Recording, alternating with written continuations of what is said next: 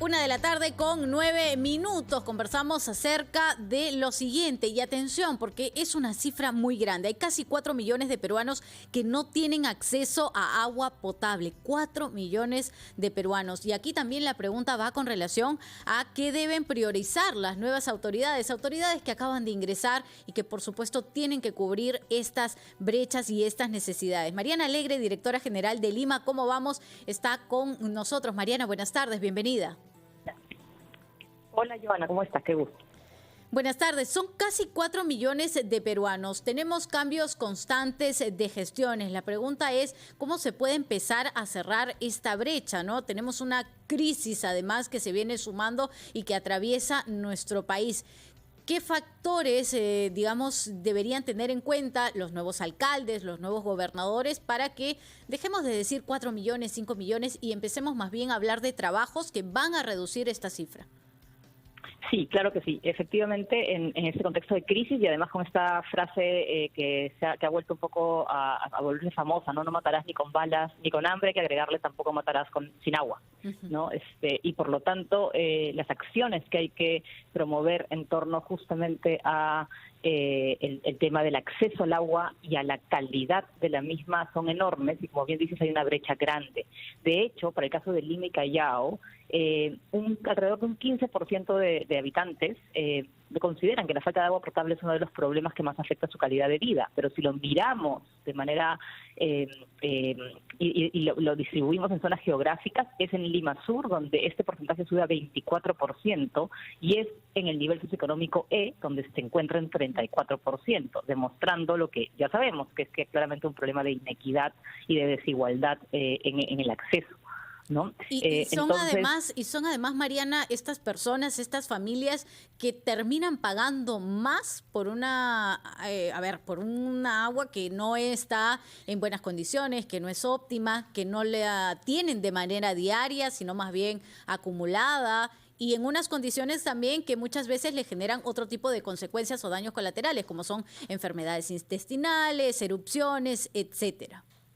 Así es, exactamente. Y en ese sentido es que tenemos que garantizar no solamente el acceso, sino efectivamente la calidad de esa agua, porque para aquellas personas, siempre las más vulnerables, las más pobres, que les acaba saliendo mucho más caro acceder al recurso hídrico y agua potable, vamos a ver cómo esto impacta enormemente en su salud, pero también en su economía y, por lo tanto, en las oportunidades que pueden atender, ¿no? Entonces, el cierre de la brecha en cuanto a acceso de agua es clave justamente para cuando se trata de luchar contra pobreza. Y hay una serie de acciones que se tienen que trabajar, porque tenemos que tener en cuenta que nos encontramos en una zona que sufre y que va a seguir sufriendo de estrés hídrico. Y por lo tanto hay una serie de acciones que se tienen que hacer, tanto desde obviamente la ampliación del acceso y la cobertura por parte, en el caso de Lima, Sedapal, pero también las gestiones locales, que era la pregunta que me hacías al inicio, tienen una responsabilidad enorme en cómo usan el recurso en sus jurisdicciones. Y un poco también tener la idea de cómo deberían comenzar, ¿no? Es decir, es una brecha grande, es una brecha amplia. ¿Por dónde empezar? Que al parecer es lo más difícil para las autoridades en estos momentos. Sí, no, por supuesto, siempre la dificultad de priorizar y de elegir por dónde invertir primero es compleja. Pero hay algunas acciones pequeñas que son relativamente fáciles de hacer y que pueden tener un impacto importante en el sostenimiento, ¿no?, del recurso y, por supuesto, su sostenibilidad.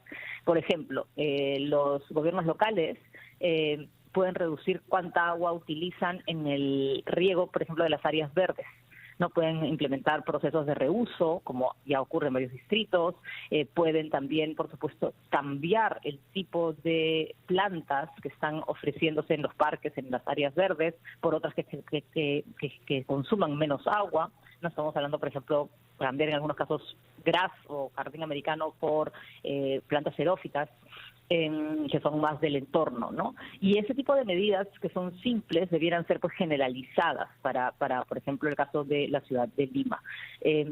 Y por otro lado, es también importante que se interprete que se pueda tener un acceso a información que permita conocer y saber cuál es la oferta y cuál es la demanda hídrica de la ciudad. ¿no? Entonces, este proceso es interesante porque se necesita tener esos datos para poder calcular de dónde sale el agua y de qué manera se va a utilizar. El Ministerio de Ambiente, en el marco de un proyecto que se llama Ciudades Sostenibles, está trabajando justo en una herramienta en ese sentido, y la idea es que pueda pues, justamente ser implementada y por lo tanto redunde en el beneficio de la ciudadanía. Y Mariana, ¿algo hemos mejorado en los últimos años con relación a esta brecha, o más bien la brecha va creciendo de personas, de ciudadanos sin agua?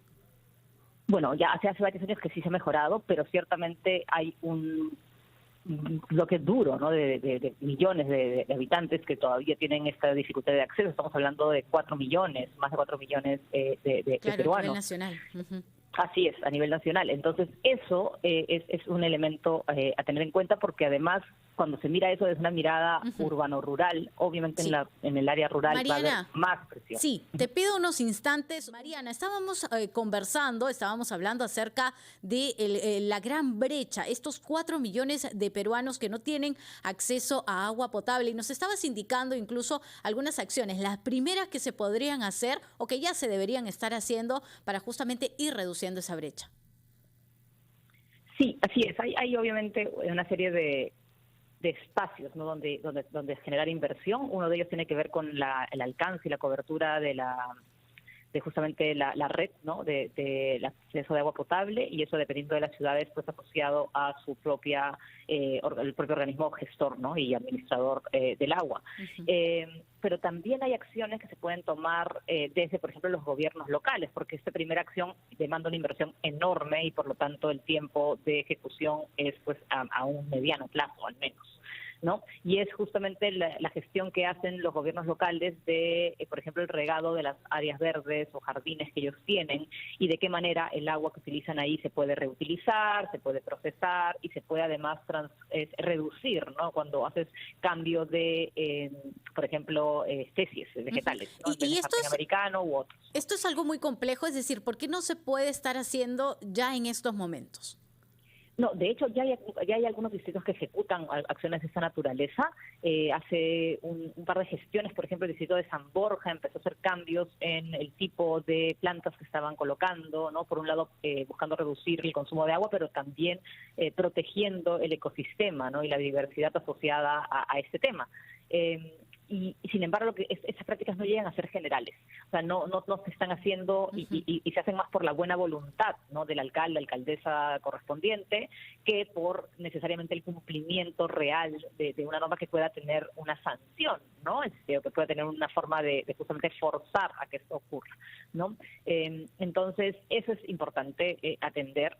Luego también es importante entender que, por ejemplo, desde Sedapal, tenemos todos los recibos que nosotros pagamos incluyen un pago mensual, un pequeño monto para la conservación de las fuentes de agua, ¿no? Entonces, esto va hacia la infraestructura natural, ¿no? y por lo tanto para mejorar los servicios ecosistémicos que nos presta pues el entorno, ¿no? Entonces, hay una serie de acciones, tanto a nivel de política como a nivel, obviamente, de la gestión local, y por supuesto a nivel de la ciudadanía, eso ni qué decir, ¿no? Y finalmente, Mariana, ¿qué faltaría también? Un proceso quizá de fiscalización para que cuando inicien los trabajos, o por lo menos estos pequeños avances de los cuales nos van mencionando, realmente perduren y vayan mejorando y vayan en ascenso en el tiempo?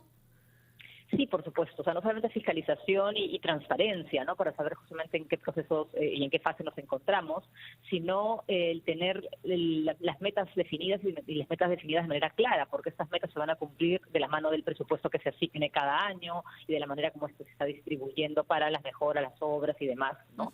Entonces, hay un trabajo grande ahí a nivel justamente de autoridades y, por supuesto, como decía hace un momento, sin olvidarnos la gran responsabilidad de nosotros como ciudadanos y ciudadanas.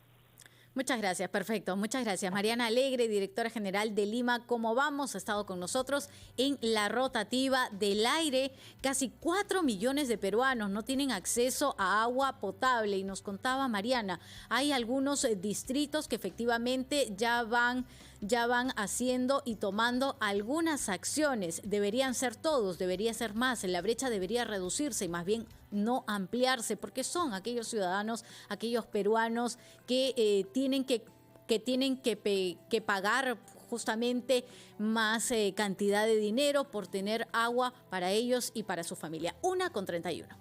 Ciudades con Futuro es organizado por ERPP con el compromiso de Enel, energía para un país más sostenible.